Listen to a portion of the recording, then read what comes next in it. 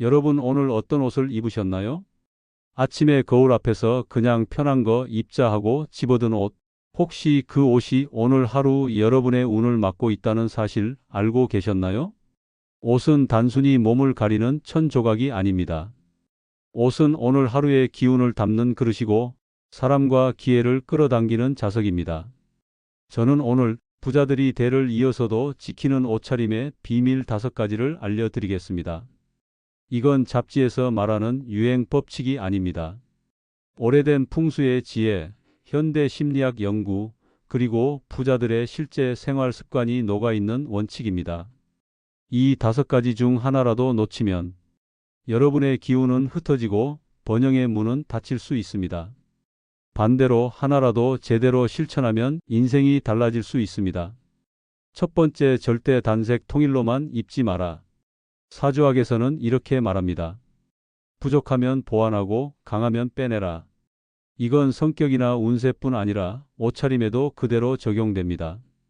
온몸을 한 가지 색으로만 입는 건 기운이 흘러야 할 통로를 스스로 막는 행위입니다. 먼저 검은색 상하이로 전부 통일해 입었다고 생각해 보세요. 어떻게 보이시나요? 깔끔하고 세련돼 보일 수도 있죠. 하지만 기운은 다릅니다. 검정은 본래 무거운 기운을 가진 색입니다. 그래서 상의도 하의도 전부 검정으로 입게 되면 몸 전체가 마치 눌리는 듯한 느낌을 받습니다. 활력도 떨어지고요. 움직임도 둔해집니다. 기운이 아래로 꾹 가라앉는 거죠. 그렇다면 흰색 상하이는 어떨까요? 시원하고 밝아 보이긴 하지만 기운이 너무 산만해져요. 흰색은 확산되는 기운을 가졌거든요. 그래서 온몸이 흰색으로 통일되면 기운이 사방으로 흩어져 버려서 집중이 잘 안 되고 중심이 없는 느낌이 듭니다. 가볍기는 한데 묘하게 힘이 없어요.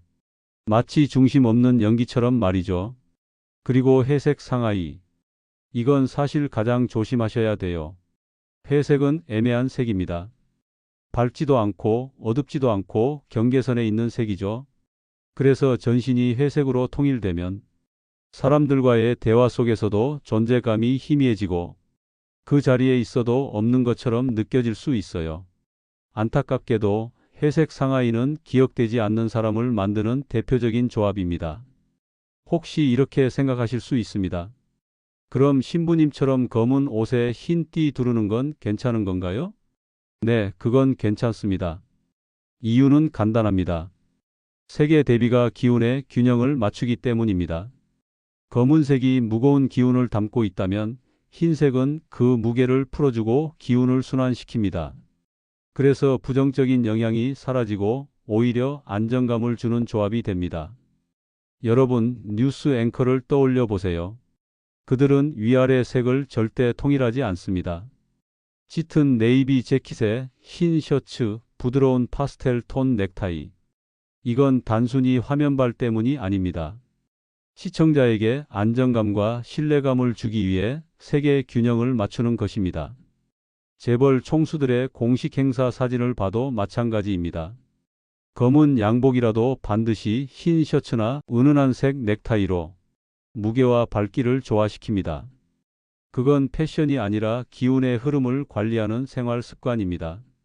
위아래를 완전히 같은 색으로 입으면 사진 속에서는 깔끔해 보일 수 있습니다.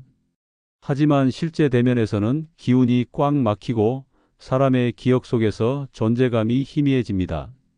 중요한 자리에서 인상에 남지 않는 사람이 되고 싶지 않다면 먼저 꼭 기억하셔야 할 기본 원칙이 있습니다.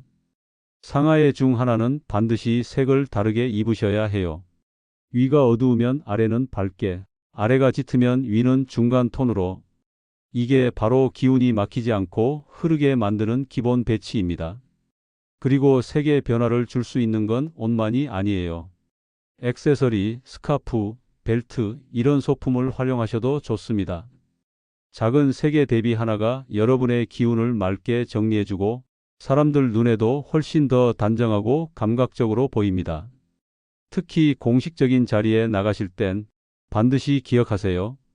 짙은 색과 밝은 색을 조합해서 입는 것, 이게 바로 상대에게 신뢰를 주고 여러분의 에너지를 또렷하게 보여주는 가장 기본적인 방법입니다.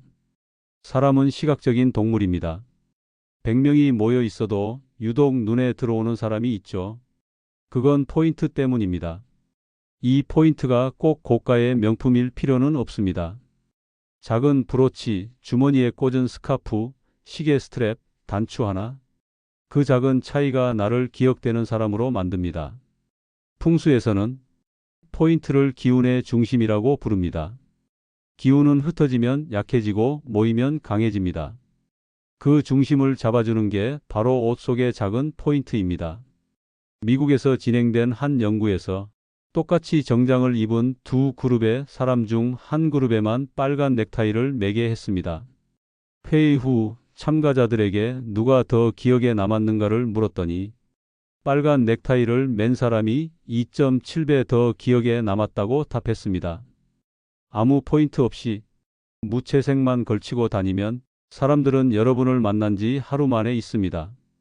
비즈니스 자리에서 기억에 남지 않는 사람은 아무리 좋은 스펙과 실력을 갖추고 있어도 상대방 기억 속에 남지 않으면 소용이 없죠. 그래서 옷차림의 작은 포인트 하나는 꼭 필요합니다. 이건 단순한 장식이 아닙니다. 기억을 심는 장치, 기운을 모으는 중심점입니다. 예를 들면 남성분들은 이런 걸 활용해 보세요. 넥타이, 포켓 치프, 손목 시계, 커프스 버튼. 이 네 가지 중 하나만 제대로 활용해도 충분합니다. 여성분들은 브로치, 스카프, 귀걸이, 헤어 액세서리처럼 시선을 모아줄 수 있는 소품을 하나 정해보세요. 그리고 중요한 팁 하나 더. 계절별 색상도 달리하셔야 합니다. 봄에는 부드러운 파스텔 톤, 여름엔 밝고 산뜻한 색상, 가을은 따뜻하고 짙은 톤, 겨울에는 선명하고 강한 원색을 활용하시는 게 좋습니다. 단, 포인트는 반드시 한 곳만, 두세 군데 이상 동시에 쓰면 세련됨은 사라지고 산만함만 남습니다. 포인트는 기억을 만드는 무기입니다. 하나만 잘 써도 사람들의 눈과 마음 속에 오래 남습니다. 부자들의 집에는 오래된 가구, 앤티크, 세월이 묻은 물건이 많습니다. 왜 그럴까요? 그것들이 세월과 경험의 기운을 품은 운의 저장소이기 때문입니다. 여러분의 옷장에도 분명 그런 게 있을 겁니다. 첫 계약 때 신었던 구두, 힘든 시절에도 함께했던 재킷, 인생의 전환점에 입었던 코트. 풍수에서 이런 물건은 숙성된 기운을 지닌 자산입니다. 단 조건이 있습니다. 반드시 관리 상태가 좋아야 합니다. 관리 안 된 오래된 물건은 운을 깎아먹는 폐기물입니다. 일본의 장수기업 회장들은 회의 자리에서도 20년 된 가방이나 시계를 들고 옵니다. 하지만 그 물건은 새 것처럼 관리돼 있습니다. 이건 전략이 아니라 기운을 지키는 방법입니다. 아까워서라는 이유로 먼지 뒤집어 쓴 코트를 계속 걸어두는 건 집안에 묵은 기운을 쌓아두는 겁니다. 아까워서 버리지 못하는 게 아니라 운을 버리고 있는 겁니다. 오래된 구두는요, 광택을 내고 밑창을 교체해 주세요. 기운은 바닥에서부터 올라옵니다. 신발이 반짝이면 여러분의 발걸음도 가볍고 정확해집니다. 가죽 가방은 오일을 발라 주기적으로 관리해 주세요. 닦아주는 그 손길 속에 여러분의 에너지가 새롭게 깃들게 됩니다. 낡은 옷은 보풀을 제거하고 필요하다면 재단하거나 단추를 바꿔 새 옷처럼 가꾸는 겁니다. 그리고 중요한 소품들, 예를 들어 넥타이, 스카프, 액세서리 같은 것들 있죠? 이건 보관용이 아니라 관리 대상입니다. 관리하지 않은 물건은 운이 아니라 먼지와 기억만 쌓입니다. 자, 이제 네 번째 원칙, 거만함이 아닌 품위를 담아라입니다. 많은 분들이 이렇게 오해하세요. 멋진 옷은 곧 비싼 옷이라고요. 하지만 아닙니다. 진짜 멋은 가격이 아니라 태도에서 나옵니다. 정말 부자들은요, 특별한 날이 아닌 이상 비싼 옷을 즐겨 입지 않습니다. 그들이 선택하는 건 항상 품이 있고 단정한 옷차림이에요. 한번 떠올려 보세요. 항공사 승무원의 제복, 호텔리어의 유니폼, 그리고 군인의 정복까지. 그 옷들이 비싼 원단은 아니지만 누가 봐도 신뢰감 있고 고급스럽죠. 그 이유는 간단합니다. 품위 있는 옷차림은요, 타인과 어울리기 편하고 불필요한 오해를 만들지 않으며 시선을 끌되 절대 과하지 않기 때문입니다. 경고드립니다. 비싼 옷을 머리부터 발끝까지 걸치고 나가면 사람들은 여러분을 보며 이렇게 생각할 수 있어요. 아, 저 사람은 나랑 다른 부류구나. 그 순간 거리가 생깁니다. 여러분이 그런 오해를 원치 않으신다면 과한 과신은 운을 끊는 칼이 될 수도 있다는 점을 꼭 기억하세요. 그럼 어떻게 해야 할까요? 값비싼 옷보다 재질이 좋고 핏이 잘 맞는 옷을 고르세요. 장소와 상황에 맞는 옷차림 꼭 신경 써 주시고요. 액세서리는 최소한만 하지만 좋은 품질로 깔끔하게. 이 세 가지만 잘 지켜도 여러분은 충분히 품위 있는 사람으로 기억될 수 있습니다. 그리고 가장 중요한 마무리입니다. 단정함은 최고의 투자라는 사실. 미국 심리학 연구에서도 밝혀졌죠. 단정하게 입은 사람은 누구에게나 무의식적으로 더 호감과 친절을 받는다는 것. 그럼 단정함이란 어떤 걸까요?